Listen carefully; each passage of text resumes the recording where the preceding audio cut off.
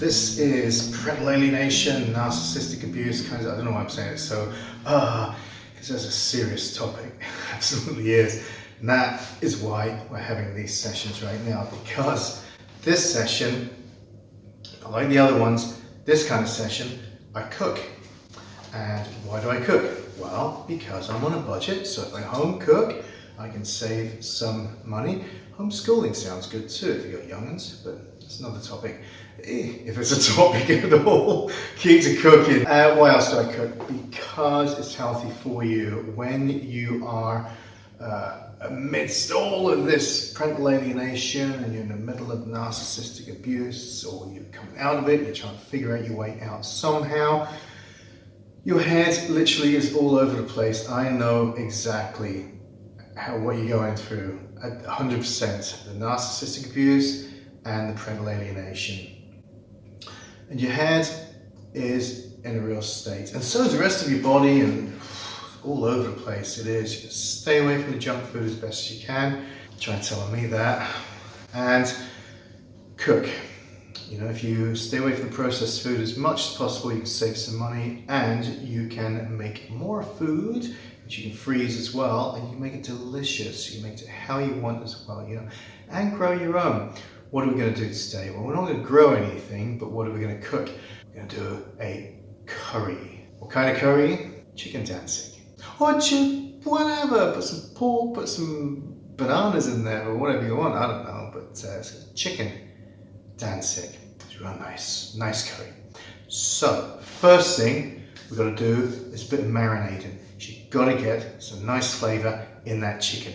Let's have a look and see how we do this. You need to chop this up, alright, so go ahead and do that. That's roughly the size you want. It's nice big chunky bits, okay? So just chuck them in the bowl, and we're going to marinate that stuff. So I'll show you how to get a nice marinade together. The thing you need to do is make some kind of a ginger garlic paste. So you could do it a couple of ways. You could use up some kind of ginger powder, but I'm not going to do that. You could get yourself some garlic and crush the garlic up, peel some ginger, mush all that lot up, and mix them all together, and you got yourself a really nice garlic ginger paste that you can store for a while. Or you could go and get some garlic and ginger paste. Now this is just crushed ginger, so I might just go ahead and use this and crush up the garlic and then add those two together, mix it all up together and use that. So if you get ginger from the shop that's got those little nodules on them, whatever they're called, there's loads of them on this one, so I bought this. So you could then go ahead and grow your own, because they root and they sprout from here, and you can look that up on YouTube. But yeah, it's you can grow your own ginger. Let's go ahead and make some garlic ginger paste. So just go up and chop up the ginger. Nice small, tiny. Easier to crush that way. This ginger's really good for you. Don't know the medicinal qualities of it precisely, but I do know that ginger is very good for you. And that's why I eat a lot of ginger biscuits. Not quite. You don't want all the sugar and processed stuff in there. It's also, you've got that down. Then you got your garlic as well. And for those of you who've not been on this channel before, who've not watched these videos before, the reason I'm crushing the garlic is because it releases some enzymes, as well as actually makes it a lot easier to peel. So I could crush the whole lot at once, but I'd be done before talking, wouldn't I? To be like, Right, so just peel all these. So if you can do me a favour, could you possibly pop onto YouTube and have a look and see what those medicinal purposes are for the ginger and for the garlic as well. Have a look and see what garlic does for you, and drop me a message down below so that everybody can read that. So you got your garlic all nicely chopped, and we're just going to put the whole lot together. You know, more garlic if you want, and less ginger if you want to. You know, it's kind of like half and half maybe, or however you want to taste it. But if you've got a mixer or anything like that, if you find it difficult to mix up all the bits you've just done, then it's already done for you. Look, it's cheap as well. 60p this cost, not a lot. I didn't have a mixer, so you know, and then food processors. So I kind of added a little bit of the crushed ginger with that, and made it a bit lumpy. So it's going to have a nice little bit of texture with it as well. So add some of that to your chicken. Add some salt. About 2 tablespoons of lemon juice. You could use fresh lemon if you wanted to. What would be really nice is if you grated this and put a little bit of zest in there. I think I'll do that as well. Just adds a nice sting to it, you know. Let's knock that out. Cashmere red chilies as well, powdered, and I haven't got that, so I'm just going to put a bit of chili in there, and I'm going to save these seeds, going to dry them out and try and grow them this year. So I like to do these in a little slicey lengthwise first. It's not cashmere chilies, that's the thing. Still gonna be nice though. Your version of the Chicken Dhansak. Use what you got. See how I chop? I've got this knife that's got a curved top so I can rock. Lovely knife, it's weighted so good as well. For me, you've got to play around and try some different knives. See which ones work well for you. This one works well for me. I had this for years. Just keep it sharpened. Literally, honestly, had it for years. Pop them in. What we're also going to do is put a tiny little bit of cayenne pepper in there. Not a lot, just a tiny little bit. And some yogurt. This is that Farge. It's Greek yogurt. And natural, none of that fruity stuff. So put a little bit of that Greek yogurt in there. There you go. Gets off. Put a little bit more in. That's good. Nice. Stir it all up. It's lovely. All mixed together. Gets into your chicken. Kind of like starts breaking your chicken down a little bit and adds that flavour as well. So what we're going to do is leave this overnight, and then you're going to come and join me in the morning.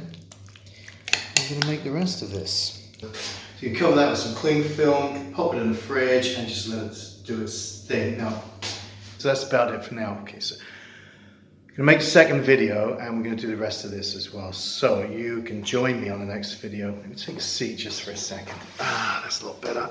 Oh, these knees at this age. It's alright, it's fine. Blinking egg. That's alright. So anyways, last video. This is the last video right here. Just sitting around, killing time. So what's happened? Okay. In the last video, I said I was popping down there to Essex to go to one of these parental alienated meetings.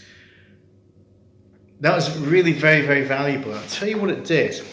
I've had several of you actually say to me that you just find this whole thing about parental alienation just unbearable. And obviously, of course, you're being narcissistically abused while that's happening. Arms aching holding this up. Hang on. What did I do? I'll put it over here. That's better. Right, so where am I? Went down to this session in Essex, stressed me out getting there. Tell you what, I'm a country boy, right? And down there in Somerset, and here I am driving there into Essex. As soon as I'm in Essex, like, oof, stress. Get down there, parking, can't find the parking, and then we sat there, goes because the whole battery goes. And it's gone, so can't figure out where I am. Stress. By the time I got there to this PA meeting, we ended up first of all meeting in a Costa Coffee, and that was a bit loud, so we decided to go to a Wetherspoons upstairs. We all sat around the Wetherspoons. There's 6 people there. That's the Essex group. So my role, I would say my job, I don't get paid for it, my role is now kind of helping to set up groups across each county. Really tearful.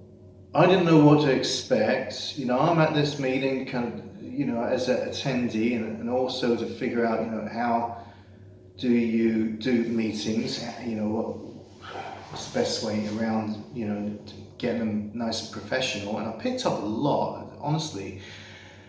And I think one of the biggest things that I picked up, because here I am, right, in a bubble, I'm thinking I'm the only person that's suffering parental alienation. But I know logically, academically and all that there's other people, but in my experience, every single person that I am, seeing every day, nobody knows about parental alienation. Half of them don't have kids. It's a crazy thing. So I sit and operate in my bubble. So actually going down there to the meeting itself was very enlightening in a sense. It was humbling, and I watched people's eyes tearing up. I watched their body language. I felt myself. I felt emotions. I felt certain stresses and certain traumas kicking back up. It's very uncomfortable.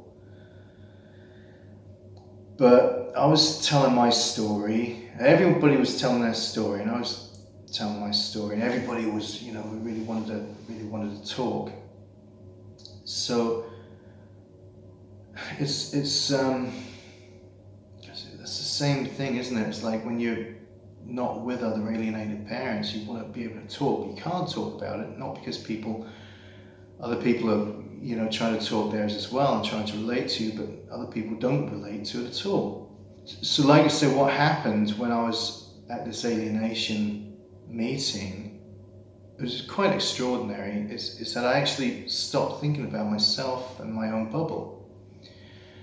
And what happened, I'm not saying, for you to be doing this or anything, it's just for me, because for years, 16 years now, I've been 17 nearly, I've been dealing with this in all kinds of ways, and I know a lot about dealing with this. So if you want to know ways of how to deal with it, so you can get a hold of me or message down below. Share loads of different ways. You don't get over it, but you manage to cope. What I came out, I'm waffling now, look, what I came out from that meeting, obviously tired and stressed because it was very emotional. It was a deep, huge, deep sense of, what's the best word for it? I know compassion came in there. It was a deep sense of loss for other people. That's what it was. There was more to it than that, but I know that was in there. There was a deep, deep, deep, deep, almost urgency to get it right, because there's so many people out there. It was almost like my imagination before, but I could see it in front of me, and there's all these other people were suffering with the same thing. And when I say reality hit, it's not that. What was it? There's no reality hit. It was very uncomfortable. But the focus came off of me. And I looked in people's eyes, I could see that it's not brokenness, it was what do I do? When you're at this loss, when you're like, you don't know what to do, and you don't know how long it's going to last for, and you just don't know how to deal with it, because nothing you do makes any sense. I'm not going to say nothing you do doesn't work, but nothing you do, the results of it, nothing makes any sense at all. Leaving that session, I had an absolute sense of urgency to get back and to start putting together legal and some guide notes and all, and looking for training for people who may host in other counties around the UK in the future.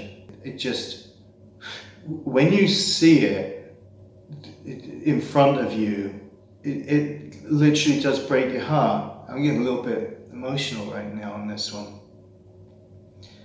And that's what it did. kind of tore my heart in two watching all these other people. It was, for me at that point, they mattered more because they didn't know. They had no idea. One of them was like for 19 months, another one for 2 years, another one for several years. And they honestly had no idea. Like I say, I'm 16 years and it's gone through a fucking roller coaster, pardon my French, my apologies. So, yeah. So that's what happened with the meeting that I said I was dashing off to last week. And tomorrow we've got a Zoom meeting for 100 people. We've got questions we're going to answer. Unfortunately, there's no more room. But if you're one of these that's going to that session, then I'll look forward to seeing you there. But that's the whole thing. Those tickets from the Eventbrite sold out in a matter of a few hours. Now think about that for a sec. You get concert tickets and all that, they're selling out that quickly. But in a matter of a few hours, a parental alienation online Zoom session, Q&A, 100 tickets gone, just a few hours. And that should wake people up who people haven't been alienated. Should wake them up and realize this is really serious stuff. We know that. I think what affects me the most is the damage that it's doing to my kids, and I've got no control over that at all. If somebody's damaging your kids, you would have been able to have done something about it. But when it's the other parent, they've cut you out and made it so that anything that you say and do is seen as manipulative, dangerous, and to be disbelieved, and that attachment has been severed, you're still a parent. I know with guys, I know with women as well, but with guys, something happens to our chemistry when we become parents and we change. That doesn't change back into being all the alpha male or anything. We stay as parent with our children, but our children are still alive. And they're still our family, but we've been outcast. We've been scapegoated. We're being narcissistically abused. I keep saying that. But as parents, our kids, they don't trust us. They don't want to know. They don't believe us. They wish that the family was intact, but you're without your children. I've seen what that's like for other people, face to face, in person. You should see it, man. Go to one of these sessions. Anyway, I'll leave it there. So I'm going to post this up now. So we're just marinating the chicken. So after all that and then me blabbing on, tomorrow evening, see you at the Zoom session if you're going. If you're not, catch the next one. And keep helping to build this channel up, these channels up, because this is what is needed for all of us lot to get together, to be together, to actually speak louder than ever, if that's at all possible, to share information that possibly people don't want us to share because we've become a nuisance, and to try to do something about it quick before it's too late, and also to alleviate myths and fears, and to be able to cope. Don't forget, this is why I cook. It's not just my coping, it's because I know that you can do it too. It keeps your mind occupied. It's a great feeling afterwards when you see it and you eat it. It's a lot of pleasure. You might be on your own, so this is good self-care. Anyway, can you please like, share and subscribe? There's like, share and subscribe.